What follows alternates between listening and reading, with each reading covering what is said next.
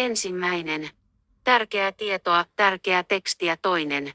Kuinka olla mukava, fiksu ja mahtava ihminen. 3. Ja kuinka voimme edistää maailmanrauhaa. 4. Sanomalla ja tekemällä seuraavaa. 5. Kaikki hengelliset uskonnot, uskomukset, etniset ryhmät, seksuaalisuudet ja lajit ovat tervetulleita. 6. Kunhan he levittävät viestiä siitä, että on tärkeää kohdella kaikkia eläviä olentoja ja elottomia esineitä kunnioittavasti ja suojelevasti ja että kaikkia kohtaan on oltava ystävällinen. 7.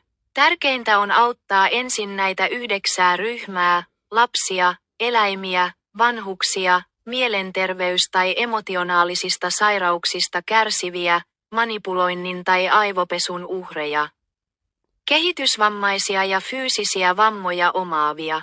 8. Ja myös 5 viimeistä ryhmää tulisi auttaa ympäristöä, elottomia esineitä, tekoälyä sekä terveitä aikuisia naisia ja miehiä. 9. Jokainen hengellinen uskonto, uskomus, etnisyys, seksuaalisuus ja laji ovat tervetulleita, mitä se voisi tarkoittaa. 10.1 voi rukoilla ja kiittää elämän hyvistä asioista, pyytää apua vaikeisiin asioihin.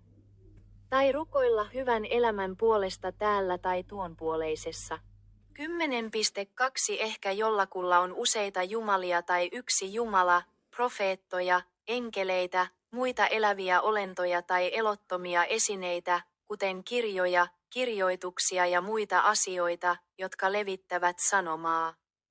Että ihmisten ei tule olla pahoja, ilkeitä tai jumalattomia, vaan että kaikkien tulisi olla ystävällisiä, hyviä ja ihania.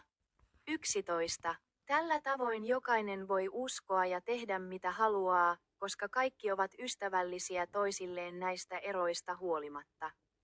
Kyllä, maailmanrauha.